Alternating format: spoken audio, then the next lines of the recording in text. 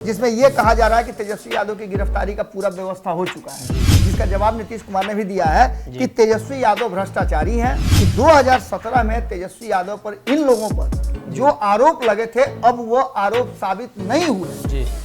2015 से 17 तक जो कुछ भी हुआ था उन बातों को दोहराया जा रहा है। आपको याद होगा कि लालू प्रसाद और तेजस्वी यादव अरुण जेटली से मिलने गए थे। ये नमस्कार, भारत लाइव देख रहे हैं आप, और ये रातों रात है जहां बिहार की सियासत से जुड़ी हुई घटनाक्रम पर चर्चा की जाती है, और खास तौर पे जो पिछले दिनों घटनाक्रम होती है और उसका परिणाम बिहार में आने वाले दिनों में दिखाई देने वाला होता है, उस पर चर्चा करते हैं। बाबा के साथ रातों रात में ऐसी ही खबर हम आपके सामने लेकर हाजिर होते हैं जो कहीं ना कहीं बिहार की पिछली राजनीतिक इतिहास से जुड़ी होती है और राजनीतिक भविष्य उस पर टिकी होती है। ऐसे में तेजस्वी यादव को लेकर एक बड़ी खबर निकलकर सामने आ रही है। तेजस्वी यादव के प्रेस कॉन्फ्रेंस के बाद कई लोगों ने खबर किया, लेकिन उस प्रेस कॉन्फ्रेंस के बाद हम ये जो खबर करने जा रहे हैं उसका सीधा सीधा मतलब है कि तेजस्वी यादव इसी वजह से वो प्रेस कॉन्फ्रेंस कर रहे थे। बाबा भी हैं, काफ़ी दिनों से बिहार की सियासत पर नज़र गड़ा कर रखते हैं, पुरानी बातों को याद कराते हैं। एक बार फिर से पुरानी बातों को लेकर बैठे हैं। बाबा, चर्चा है कि तेजस्वी यादव ने सरकार गिरने से बचा लिया। एक प्रेस कॉन्फ्रेंस सरकार गिरने से कैसे बचा सकती है? सनी, सबसे पहले तो ये समझना होगा कि राजनीति में जो बातें कही जाती है उसमें संकेत बहुत बड़ा होता है। और तेजस्वी यादव ने भले ही वो प्रेस कॉन्फ्रेंस इसलिए किया, ये दिखाते हुए कि उनके ऊपर सीबीआई की दबिश हुई, उसके चलते किया, लेकिन इसके जड़ में दूसरी बातें थी जी। इतिहास के पन्नों पर, जैसा कि आपने कहा, थोड़ा पीछे आएंगे तो वो सारी चीजें लिखी हुई हैं और इतिहास कभी मरता नहीं जी। आपको याद होगा 2015 से शुरुआत हम करते हैं। 2015 में नीतीश कुमार तेजस्वी यादव का हाथ पकड़ के लालू प्रसाद से क्या बोले थे जी कि अब ये हमारे बच्चे हैं। इस बार उस चीज को तब जो है नीतीश कुमार ने यह कहा था कि अब ये हमारे बच्चे हैं। और जब शपथ ग्रहण गांधी मैदान में हो रहा था जी। तो देश भर के मीडिया के साथ साथ देश भर के सभी बड़े राजनेता वहां मौजूद थे। उसके सामने तेजस्वी यादव और तेज प्रताप का हाथ पकड़ा था, लेकिन बीच रास्ते में हाथ झटक दिए। इस बार जब साथ आए हैं तो लालू प्रसाद ने कहा है जी कि अब एने ओने मत करी हो, लेकिन नीतीश कुमार पर भरोसा कौन करेगा जी। 2017 में नीतीश कुमार आते हैं, हमने लगातार इस बात की चर्चा की है, और खास करके आप पंचनामा में देखिएगा, संपादक नवल मिश्रा जी ने इस पूरे मामले को अलग अलग पहलू के साथ रखा है जी, जिसमें तेजस्वी यादव को लेकर के नीतीश कुमार क्या सोचते हैं। सबसे पहली बात तो भारतीय जनता पार्टी क्या कहती है, क्योंकि विपक्ष में है तो उसकी बातें सुनना जरूरी है जी। भारतीय जनता पार्टी का कहना है कि नीतीश कुमार इसलिए हमारे साथ धोखा नहीं किए हैं कि वो हमारे से डर गए थे या हम उनके किसी तरह का उनके कुर्सी पर हमला कर रहे थे। हमने कुर्सी उनको दिया था, तो नीतीश कुमार भी इस बात को स्वीकार कर रहे हैं कि हमको जबरदस्ती भारतीय जनता पार्टी ने बैठाई। हाँ, अब इस बात से इनकार अब नहीं कर सकते हैं, लेकिन वहां से आने के पीछे उनका सबसे बड़ा मकसद ये था कि उनके मन में जो बहुत पहले से चल रहा था प्रधानमंत्री बनने का सपना, उन्हें लगा कि तेजस्वी यादव वो सपना पूरा करवा देंगे। अगर दोनों साथ आते हैं तो 2015 की तरह विधानसभा में जैसे भारतीय जनता पार्टी को क्लीन स्वीप कर दिए थे, उसी तरह से लोकसभा में कर देंगे, लेकिन लोकसभा की स्थितियां कुछ दूसरी होती जी। अब इसके बाद आप उस जगह पर आइए जिसको लेकर के कहा जा रहा है कि प्रेस कॉन्फ्रेंस करके तेजस्वी यादव ने अपनी बातें रखी। ये काम वो 2017 में नहीं कर पाए थे। आप सभी को याद होगा 2017 की बातें अगर थोड़ी बहुत हमें याद है तो लालू प्रसाद यादव ने नीतीश कुमार को फोन करके कहा था, लेकिन तेजस्वी यादव और तेज प्रताप यादव इन चीज को मानने के लिए तैयार नहीं थे। सनी, तब दो बातें हुई थी। पहली बात तो ये हुई थी कि तेजस्वी यादव तब युवा थे, उन्हें राजनीतिक अनुभव कम था, और लाख दबाव के बाद उन्हें लगा कि यदि मैं स्वीकार कर लेता हूं कि मैं दोषी हूं तो मेरे ऊपर ठप्पा लग जाएगा। पहली बात।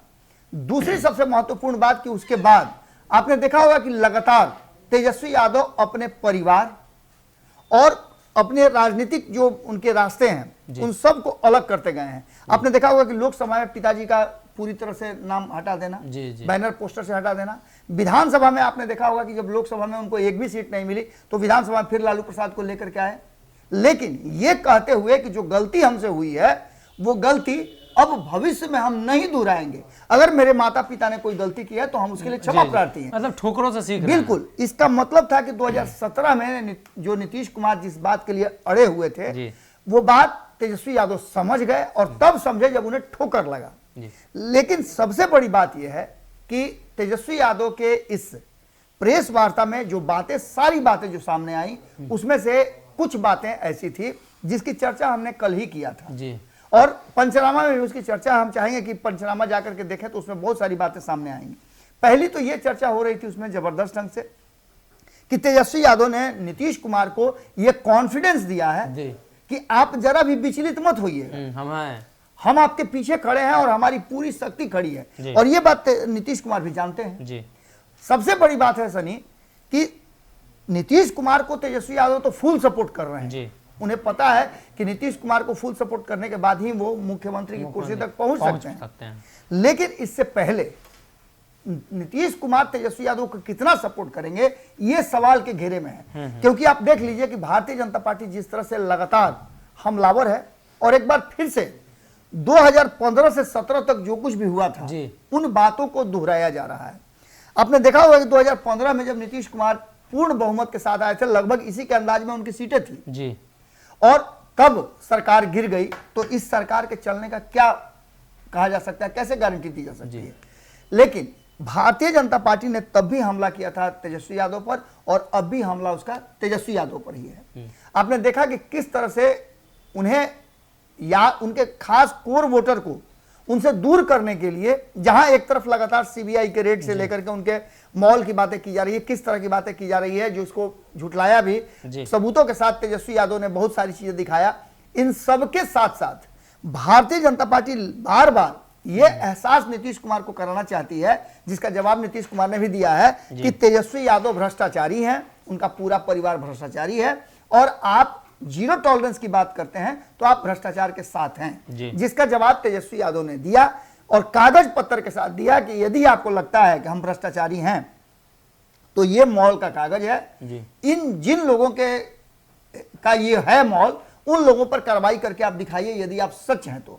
दूसरी सबसे महत्वपूर्ण बात कि तेजस्वी यादव ने जो भारतीय जनता पार्टी के नेताओं को जो बयान आ रहे थे या जो घेरने का प्रयास कर रहे थे, उन लोगों को सीधा सीधा जवाब दिया है, जो नीतीश कुमार को इस बात के लिए मजबूर कर रहा है कि नीतीश कुमार ने कहा है कि 2017 में स्पष्ट उन्होंने ऑन रिकॉर्ड कहा है कि 2017 में तेजस्वी यादव पर, इन लोगों पर जो आरोप लगे थे, अब वो आरोप साबित नहीं हुए जी।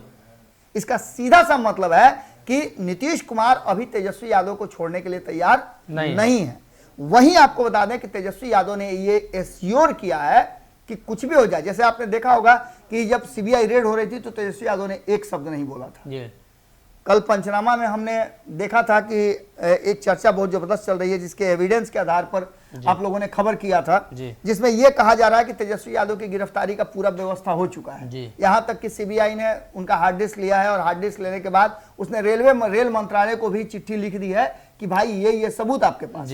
लेकिन इस सबूतों के आधार पर पूरी बात को लेकर के कहीं ना कहीं तेजस्वी यादव ने नीतीश कुमार को सबसे ज्यादा संतुष्ट किया है, और नीतीश कुमार का संतुष्ट रहना ही तेजस्वी यादव के सत्ता में टिके रहने का कारण होगा जी जी। क्योंकि आप एक बात समझ लीजिए, जिस तरह से नित्यानंद राय ने कहा है, और वो बातें ऑन रिकॉर्ड हैं कि तेजस्वी यादव भारतीय जनता पार्टी के सपोर्ट से मुख्यमंत्री बनना चाहते थे। ये बातें 2017 में भी चली थी। आपको याद होगा कि लालू प्रसाद और तेजस्वी यादव अरुण जेटली से मिलने गए थे, ये चर्चाएं खूब चली थी। अब इसमें कितनी सच्चाई है ये तो अरुण जेटली तो अब रहे नहीं जी। ये बातें दो ही लोग बता सकते हैं, या तो तेजस्वी यादव या फिर लालू प्रसाद यादव, और ये दोनों बताएंगे क्यों। अब जो वर्तमान परिस्थिति है उसमें नित्यानंद राय बोल रहे हैं ये बात, और खुल करके बोल रहे हैं। तब ये बात नहीं कही गई थी भाजपा के द्वारा, तब ये गुप्त रूप से नीतीश कुमार तक पहुंचाई गई थी खबर। लेकिन आज जो बदली हुई परिस्थिति है, उस परिस्थिति में कहीं ना कहीं सारे ऑप्शन खुले हैं, और तेजस्वी यादव के कंधे पर सवार होकर के नीतीश कुमार बिहार के झंझट झमेले से बाहर निकल। एक बहुत बढ़िया बात कल संपादक नमन मिश्रा जी ने की। उन्होंने स्पष्ट तरीके से कहा कि जिस तरह से लगातार नीतीश कुमार एंटी इनकम्बेंसी के कारण झेल रहे हैं जी, वो अपना गियर ही बदल देते हैं। वो हर 2 साल के बाद आपने देखा होगा कि इधर लगातार 17 सालों में 8 बार वो मुख्यमंत्री का शपथ ले चुके हैं, और बीच बीच में किसी और को बैठा करके एंटी इनकम्बेंसी को खत्म करते हैं। जैसे क्रिया के विपरीत प्रतिक्रिया होती है, तो नीतीश कुमार ये बात समझ गए हैं कि बिहार की जनता के सामने हमको किस तरह का एक्ट करना है। इन सारी बातों को लेकर दोनों जनता को खुश रखना है। बिल्कुल। अब देख लीजिए आप कि भारतीय जनता पार्टी का जो कोर वोटर है उसको भी 2 साल के लिए खुश कर दिए। अब तेजस्वी यादव के कोर वोटर हैं उनको खुश कर दिया। 2.5 साल 3 साल। लेकिन इन सबके बीच में जो सबसे महत्वपूर्ण बात है कि तेजस्वी यादव को पहले 2017 वाला आंक करके बड़ी गलती भारतीय जनता पार्टी भी करेगी और नीतीश कुमार भी करेंगे, क्योंकि तेजस्वी यादव वो तेजस्वी यादव नहीं है जब उंगली पकड़ करके चलना सीख रहे थे राजनीति में। आज तेजस्वी यादव नीतीश कुमार का हाथ पकड़ के उन्हें राजनीति के उच्च शिखर पर ले जाने की कोशिश में लगे हुए हैं, और यही कारण है कि भारतीय जनता पार्टी का दबाव लगातार बढ़ रहा है। पूरी तरह से तेजस्वी यादव परिपक्व हो गए हैं और वो अपने हनुमान गियर के साथ नीतीश कुमार को आगे लेकर के चलना चाहते हैं। नीतीश कुमार समझ गए जी। तो कहीं ना कहीं बिहार की सियासत में तेजस्वी यादव अब समझ चुके थे कि आने वाले दिनों में 17 जैसी परिस्थिति बन सकती है, इसलिए पहले ही उन्होंने प्रेस कॉन्फ्रेंस कर दिया और नीतीश कुमार को संतुष्ट कर दिया कि उनकी छवि पर दाग भी न लगे और वो अपना जवाब भी दे सके। फिलहाल के लिए इस रातों रात में अगर ये वीडियो पसंद आई और वह बिहार के राजनीति और बिहारियत से सरोकार रखेनी तो सब्सक्राइब बटन दबा के चैनल के सब्सक्राइब कर ली। ओजे एगो घंटी बा, ओकरा बटन दबा देला से कुल सटीक और मारक खबर रुआ मुफ्त में मिल जाई। अगर रुआ पत्रकारिता के हमनी के नया प्रयोग में सहयोग कर चाहतानी तो ज्वाइन बटन दबा दी। पेटीएम नंबर नोट कर ली 9386 816 700। धन्यवाद।